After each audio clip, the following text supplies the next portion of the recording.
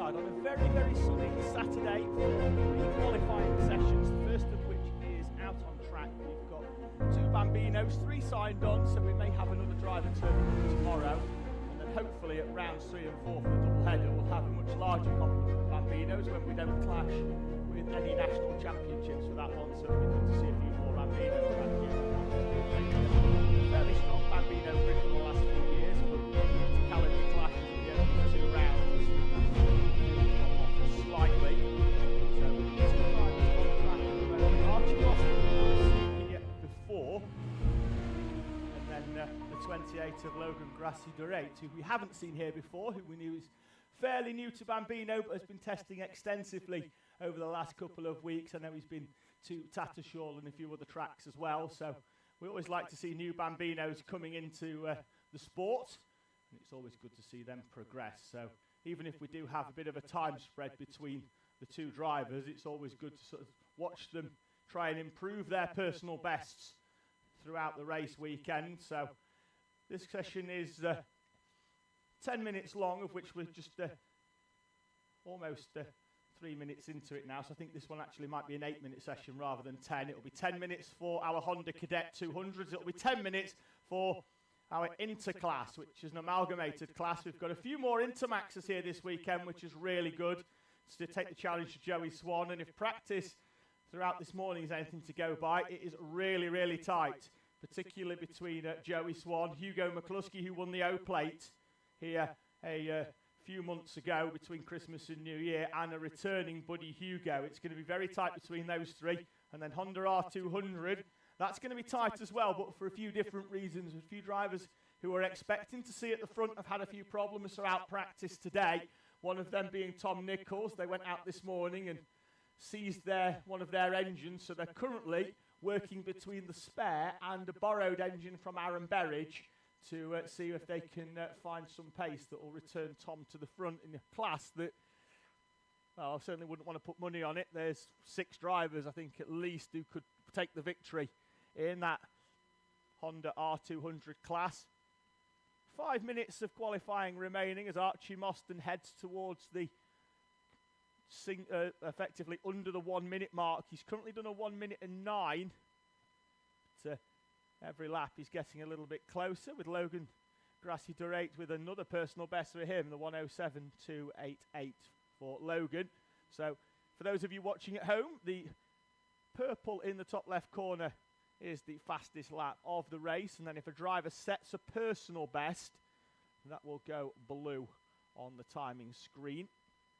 We'll also see different colours later on, particularly when we've got our interclass between Intermax, which is a Rotax, and the Honda R200, so they'll have 2 different colour backgrounds down the left-hand side to differentiate the classes between the 2 of them.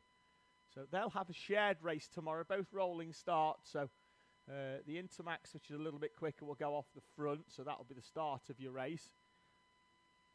So Archie Mostyn takes 0.3 of a second off his fastest time and does a 1 minute 6.74, 4 minutes on the clock. Have we got a guest commentator joining us? We do not have a guest commentator joining us.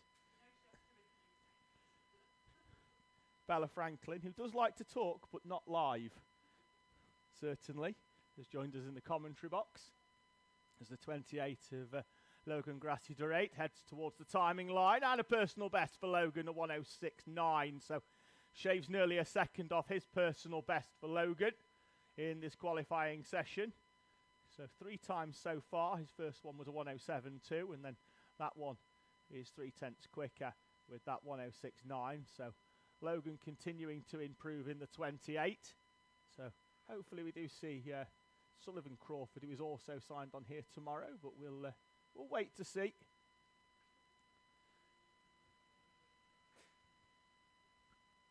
A little bit slower this time for Archie Mostyn, 6/10 off his personal best as he commences his 5th lap with 3 minutes to go of this qualifying session. Then we'll, like I say, we've got Honda R200 up next in a very, very tight qualifying session for that one.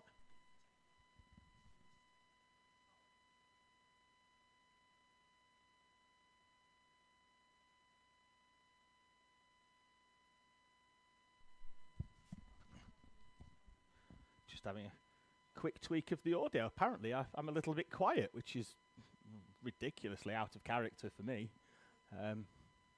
Although I'm fairly sure that 90% of the bank would prefer the PA turned off and me turned down completely, but if anybody suggests it, I would be willing to fight them. So I think we're going to have to leave it on. 2 minutes and 20 remaining on the clock as Archie Mostyn with a 1:01. His pace seems to have dropped off, but certainly heading towards pole position. So 17 Honda cadets will qualify for this one after this session, which we'll see round 1 winner Edward Wright, fresh from holiday. His dad on the spanners with 3 hours sleep from last night, looking less than fresh, we'll say.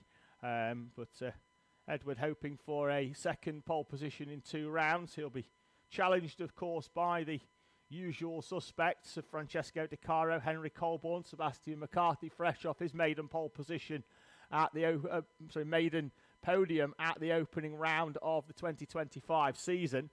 And then a few drivers that have really made a step towards the front, hoping that they can qualify well again. Albie Cam in the 34, who qualified incredibly well at round number 1, certainly one to watch. Sam Dixon's looked quick in practice throughout the day in the 76, so keep an eye out for him.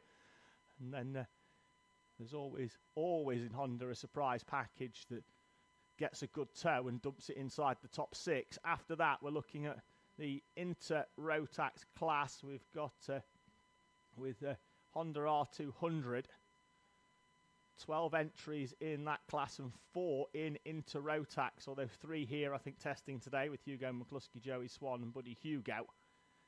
And as we mentioned with R200, it's any one of potentially 6 for me for that pole position. We'll see how that qualifying session pans out. They're next up in around about 45 seconds time as the Logan Grassi Durate comes through.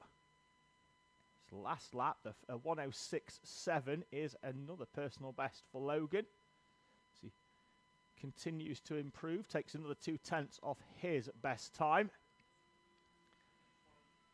Archie Mostyn, though, will be on pole position. His time slowing towards the end of this race, but the hard work done early on for Archie in the 17.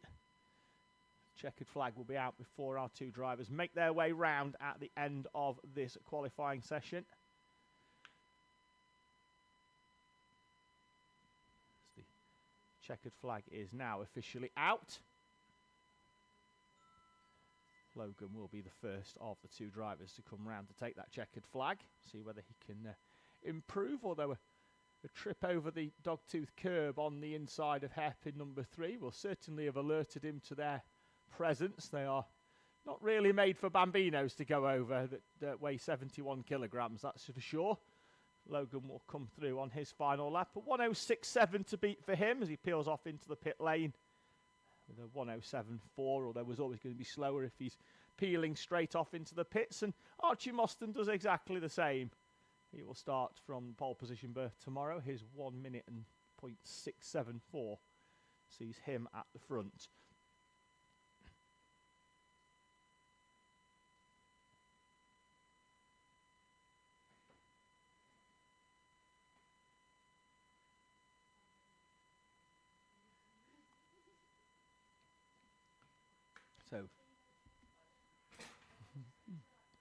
So the circuit is clear for the next session here then at Teesside. We are waiting our cadet class to make their way out with our Hondas ready for qualifying. There they are on the screen, and the important part of finding some clear tracks. He's Edward Wright on the left and Sebastian McCarthy on the right as they head out onto the circuit for this Honda Cadet qualifying session. Lap 1, all about getting heat in tyres, but also about finding sufficient space on track. We do often see qualifying sessions being turned into mini races, and it does not help the driver's speed for sure. Edward Rye out at the front, trying to head towards the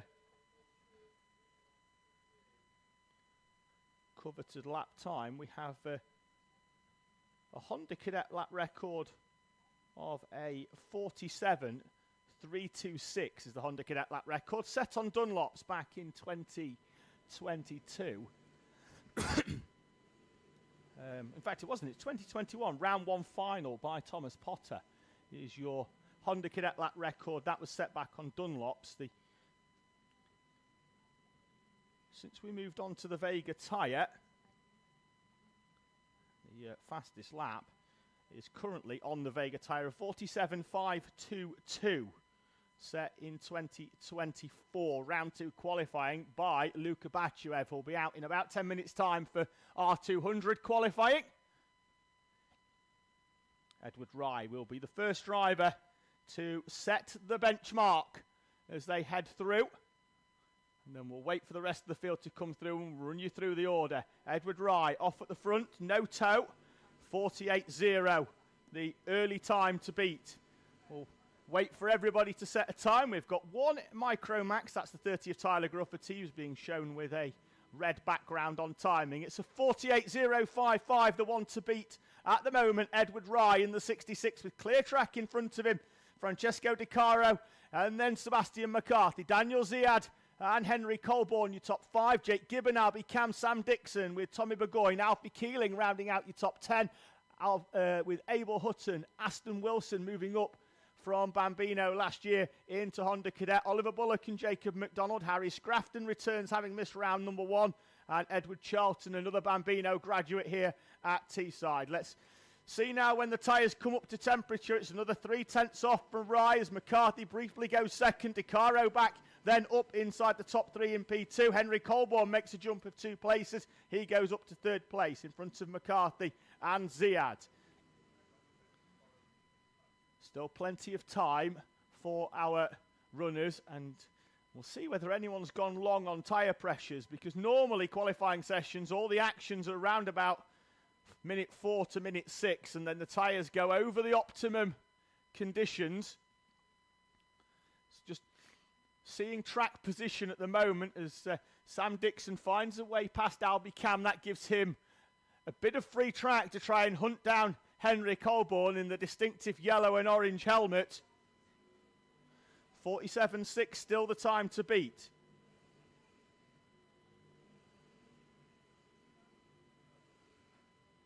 No change inside the top 4. 5th though, 2 place gain for Sam Dixon puts him up to P5 and provisionally on the inside of row number 3. Standing start for Hondas tomorrow. With, at the moment, Sebastian McCarthy playing a very, very smart game, tagging onto the back of Francesco Di Caro, allowing Di Caro to punch the hole through the air. And as we generally know, 2 drivers will generally go quicker than 1. A full train of karts is always the advantageous position that you want. Remember, no improvements for the top 4 last time round. Same again this time for Edward Rye. McCarthy briefly down outside the top 3, then goes up inside the top 3, and Sam Dixon arrives in P4 as he starts to try and close in that gap on the drivers in front of him, as Henry Colborne in the 75. New colour scheme for him. He's on a new kart this weekend, is Henry Colborne. Debuted it at Super 1 to good effect a few weeks ago and seems to have taken very much of a liking to his new machine. Currently P5 for the 75. So Edward Rye consistently in the 47.6s, 47.7s, but at the moment no help at the front, but also no help required as the driver of the 66, the current championship leader, 47.652, the new time to beat again by Edward Rye at the front. Still needs a 10th and a bit to take the Vega lap record away from Luka Bachuev. No improvements inside the top 5 that time round. Albie Cam and Daniel Ziad swap round. Cam again up inside the top 6. He seems to be relishing the early part of this season. Albie Cam in the 34 has made big gains over the winter.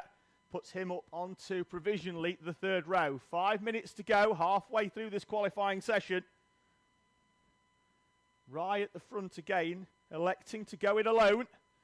Half a tenth quicker than Francesco Di Caro at the moment. 47.555 for Edward Rye. 0.003 of a second off the Vega lap record. It's good conditions for lap records. It was at this round back in 2021 as we came out of the COVID period and we had round number 1 very late on due to the winter series. These rounds always prove to be good for karts. Track's rubbered in well. We've not had a lot of rain. The temperature quite high, but there's still a little bit of breeze, which gives the engines an optimum operating conditions. And we'll see whether Rye can find them 0.003 of a second this time round. He heads towards the timing line. Finds 1,000th of a second. It was 47.555. Now it's 47.554 for Edward Rye. The epitome of consistency by the championship leader after round number 1. 2 heat victories in the final for the 66 of Edward Rye. Di Caro and then Colborne gains 2 places on that lap. 2 tenths required to put him on pole position. Needs a tenth for the front row, but at the moment he's on the inside of row number 2. And as we've seen many times, that can often put you in second place at the first corner if you can get a good launcher on the inside. 3 minutes 40 to go here then in this qualifying session. 47.6 for Rye, no improvement. Di Caro and McCarthy the same. Henry Colborne has got clear air in front of him. No improvement for Dixon either, but at the moment the top 5 split by less than 1/4 of a second. The top 10 by a little over a second, with Albie Cam, Daniel Ziad, Jake Gibbon, Tommy Burgoyne and Abel Hutton gaining 2 places to put himself up into 10th place. Alfie Keeling and Aston Wilson, Jacob McDonald, Oliver Bullock, Harry Scrafton, Tyler Grufferty's Micromax in P16, Andrew McCrossan and Edward Charlton, 17th and 18th respectively, as McCrossan moves himself up to P17 on the previous lap. Right with the 47.5 as we follow Harry Scrafton on screen. As we cut back to the run through the dog leg. Jake Gibbon and Albie Cam currently nose to tail on track, 6th and 8th respectively for those 2. Very close together as they came through the dog leg. Improvements on that lap by Alfie Keeling. He goes back inside the top 10, himself and Abel Hutton, swapping positions and lapping almost identically, and that'll be because they're next to each other on track at the moment. Alfie Keeling currently in front of Abel Hutton as they head down the back straight towards South Bank Corner. There they are, and we pick them up. So those 2 drivers benefiting from being close to each other on track and less than 1/10 of a second between the 2 of them on the timing. Although looking at the 2 of them, I'd say Alfie Keeling's kart looks a little bit more stable on the rear end than Abel Hutton's at the moment. Hutton, though, does seem to have some good straight line speed and corner exit. It's mid-corner that he's struggling, particularly around South Bank, but seems to have it hooked up a little bit better this lap. 1.5 minutes on the clock, and he is closing in on the back of Alfie Keeling this time round. No improvements at all last time. So Edward Rye does have a target in front of him now in the shape of Edward Charlton, who's currently in P18, so a 10th off his personal best for Edward Rye, and he will encounter some traffic, but will get round in enough time to have a further stab at improving his qualifying time. Currently 1/10 and a half quicker than Francesco Di Caro and Henry Colborne. The 3 drivers that we did expect to be right up there this season. Sebastian McCarthy in P4. somewhat a surprise package emerging at the front, Sebastian McCarthy, with that debut podium at round number 1, but performance at round number 2 and hard work over the winter has certainly justified his position towards the front end of this Honda Cadet grid. 20 seconds on the clock, no improvement from Ryan. It's very unlikely there will be unless he can find a bit more in this last opportunity. A few drivers here are going to get one more chance, whereas a few will just about miss out. 7 seconds on the clock. I think it's going to be Aston Wilson who'll be the first to see the checkered flag. No improvement for him in P12. Same for McDonald and Bullock, 13th and 14th. Harry Scrafton will come through now to take the checkered flag. Currently P15, and that's where he will start for Harry Scrafton. Edward Rye all the way around the outside of Andrew McCrossan at hairpin number 4. Let's see whether that hampered him. Still on for pole position and puts a 47.6 in. So did close in, but not enough on the final lap. DeCaro and McCarthy, no improvement, 2nd and 4th. Sam Dixon will start P5, the inside of row number 3, unless Albie Cam can do anything about that. No, he can't. Are we going to get a big move from Tommy Burgoyne? We're still waiting for Henry Colborne to see the checkered flag. There he goes, although a slower than expected final lap for Colborne with a 48 dead when he was running in the 47.7. So everybody takes the checkered flag. No improvements. Pretty much as expected in the final few minutes of that session. It will see Edward Rye qualifying on the pole position from Francesco De Caro. They'll share the front row. Henry Colborne and Sebastian McCarthy, row number 2. Sam Dixon and Albie Cam, row 3, with Daniel Ziad and Jake Gibbon on row number 4. Tommy Burgoyne, P9, Alfie Keeling for company on row number 5. Then it's Hutton and Wilson, McDonald and Bullock, Scrafton and Gruppety, McCrossan and Charlton completing your Honda grid. The top 10 split by less than a second. Pole down to Alfie Keeling in P10, 0.937. It's going to be another tight day in our Honda class tomorrow. And the reason that Henry Colborne didn't see the end of the session is he's broken down and is getting a complimentary push back into the pit lane by our marshal.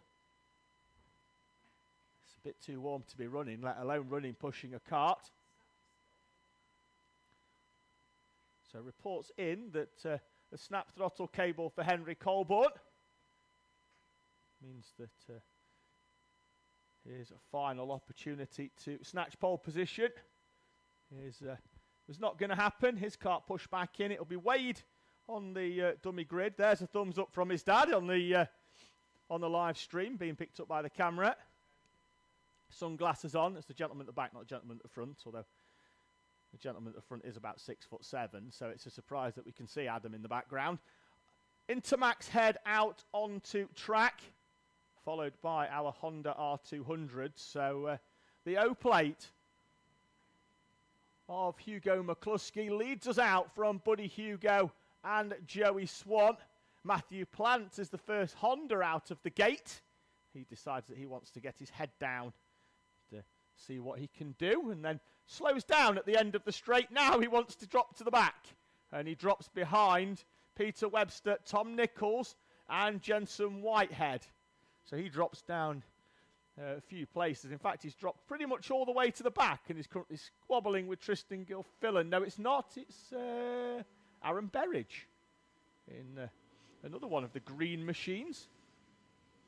Where is Tristan Gilfillan, actually? We'll try and find him. We appear to be 1 or 2 drivers down from the original signed-on list. We're supposed to have 12 Honda R200s, and then there'd have been 3 Intermaxes. So that should be a grid of 15, but we're currently having 13 drivers out on track. Luka Bachuev's there, keeping an eye out, see if there's anybody missing. I think Tristan Gilfillan is one in the 59. He's not out on track. 81, Adam Corza, not on track either, although I don't know if I've seen him throughout the day. So he might be a late arrival tomorrow, as Hugo McCluskey comes through to set the benchmark time with a 44.5 for our Inter-Rotaxers. The fastest time in R200, first time out, set by Ashton Horsepool in the 153 from the 122 of Aaron Berridge, Dexter Petty and Luka Bachuev, Peter Webster and Matthew Plant. Although I'm surprised that they haven't all set an identical lap time, because they are running nose to tail. It's like one big long caterpillar down the back straight for Honda R200, who are doing exactly what I said earlier about turning this one into a mini race, and that certainly will slow them down. At the moment, though, Peter Webster doing a sterling job of helping everybody else round the track, providing all of our R200 runners with a massive tow. Joey Swan goes quickest into Rotax, a 44.2. Sees him go 9 thousandths of a second quicker than Hugo McCluskey. Aaron Berridge jumps to the top of R200. Luka Bachuev and Dexter Petty. Though down the inside goes Berridge on the 21, and then looks like, oh, a little bit of contact there. Looked like Luka Bachuev went up onto the back of Ashton Horsepool. No harm done, everybody still facing forwards, and now it's Horsepool's turn to drag everybody round. Bachuev dropping in behind, and then Peter Webster now will try and benefit. The one that will benefit the most, ideally here, would be Dexter Petty. As he tries, he's in P4 on track, and be hoping that they all drag him round. Few improvements, with the exception of pole position outright into Rotax, now going to Hugo McCluskey. Still very, very tight between him and Joey Swan. 15 thousandths of a second between the two of them. Equally, 300ths between Aaron Berridge and Luka Bachuev at the front in R200. Berridge on this lap has closed in on the back of the train. There's now 5 of them being towed round, although less now by Ashton Horsepool, who has pulled away from Luka Bachuev. Horsepool briefly goes to the top, then it's Petty, and then Aaron Berridge goes to the top of the R200 pile. Joey Swan retakes that pole position by a 10th now overall from Hugo McCluskey. Still half of this qualifying session to go. And wonder if anybody's going to just mix this up a little bit and try and drop off the back and then reel people back in. At the minute, Tom Nichols on that borrowed engine in P number 5, but he's trying to work his way through some traffic and up onto the back. Swan, McCluskey and Buddy Hugo, your top 3 as it stands overall. R200 currently being led by Aaron Berridge. Luka Bachuev up 2 places into second place from Dexter Petty, Ashton Horsepool, Tom Nichols, Matthew Plant, Peter Webster, Harry Pennington, JJ Allen and Jensen Whitehead. A second splits the entire R200 grid. Quarter of a second between the 3 Intermaxes. Joey Swan still with that time to beat. Currently, he's just dropped behind Buddy Hugo. Too many Hugos. To see if he can get a bit more of a tow. Loses 0.4 of a second in doing so, but effectively speculate to accumulate, so drops behind to try and benefit. Any change for R200? Not inside the top 5, although Peter Webster takes 6th in class away from Matthew Plant. 9th overall for Webster, P number 6, the outside of row number 3. And still and there goes Bachuev, very wide as we have a look at Buddy Hugo, currently in front of Joey Swan. Let's see whether Swan's tactic of dropping behind to try and gain is going to gain him any time. Still 0.2 off what he set before. R200 in the background, still very, very densely populated, as Bachuev has now dropped down to 5th on track to try and benefit from the tow of the others. Dexter Petty, the leading driver on track, currently 3rd in class. It's his turn now to head the field and tow Ashton Horsepool round. Joey Swan with a very late turn in round South Bank, but it's giving him a monster exit up onto the back of Buddy Hugo. Still 3:40 to 3:24 on the clock. Can these two working together do enough?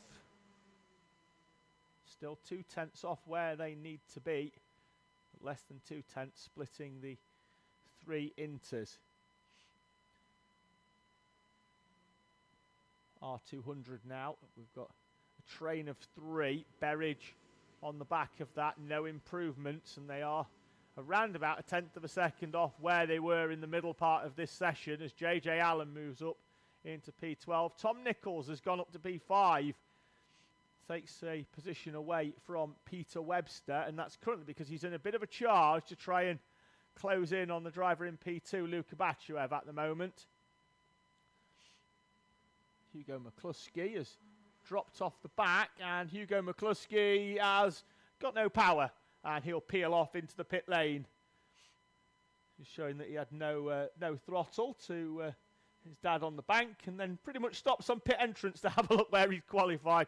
He'll start P2 at best unless Buddy Hugo can find half a 1/10 of a second in the remaining 2 minutes of this qualifying session. It's a big ask, given that we know where the life cycle of these tyres are, but R200 is where the action is in terms of a very, very tight grid. 9/10 of a second splitting the entire Honda R200 grid, which on a field with open gearing is almost unheard of, really. Nice to see that R200 grid growing. Also see it nice, tightly packed and competitive. Minute and 36 on the clock. Can anybody improve from this battle that's the opposite end to the two that we're currently watching? Joey Swan currently behind Buddy Hugo and not really going any faster for it at the moment. Again, no change for our R200s. Horse pull back to the front of the train, leading Aaron Berridge and Dexter Petty down the back straight. Berridge, Bachuev is the front row as it stands provisionally. Dexter Petty and Ashton Horsepool on row number 2. Tom Nichols, Peter Webster, row 3. Plant and Pennington, row 4. JJ Allen, Jensen Whitehead, row 5. As it stands at the moment, we await with a minute to go for any improvements. Now it's Aaron Berridge's turn to try and drag everybody round, but the life cycle of these tyres means that we are a couple of 1/10 off at the moment, and they go sticky very, very quickly, but then they do go over the optimum level of adhesion. Horse pull back to the front. Petty now trying to be dragged along down this back straight on Ashton Horsepool. Horsepool goes slightly offline and then thinks better of it and closes the door then on Dexter Petty. 8 seconds on the clock. This will be it for Honda R200 and Intermax. The checkered flag's out. Any improvements will need to be made now. Can anybody beat Aaron Berridge? The 45.562, the time to beat. Nobody in the top 5 can. We're going to need a big improvement of 4/10 of a second from Matthew Plant, Harry Pennington. That's not happened. We are as we were in Honda R200. Aaron Berridge will start on pole position from Luka Bachuev in that class. Dexter Petty P3, Ashton Horsepool P4. Then it's Nichols, Webster, Plant, Pennington, Allen and Whitehead. In our Intermax class, Joey Swan, the time early on in the session on lap number 4 for Inter-Rotax is the pole time. He beats Hugo McCluskey and Buddy Hugo in that class, but 2/10 of a second between them, and they've been really tight throughout the practice, means that they will be very tight tomorrow again. Aaron Berridge leads the R200s as they head off into the pit lane to bring an end for our qualifying classes. We will start tomorrow in similar fashion with our Bambinos at 9:30 tomorrow morning on TSK Motorsport Media. We hope we see you there, whether you're at the track and down the bottom end and want to watch at the same time as you're preparing your kart, or whether you're watching at home. We look forward to welcoming you tomorrow morning for round number 2 of the NRG Karting Owner Sprint Series here at Teesside Autodrome on the TSK Motorsport Media channel. Give us a like, give us a subscribe, and we'll see you tomorrow morning bright and early at 9:30 for another fantastic day's racing here at Teesside Autodrome.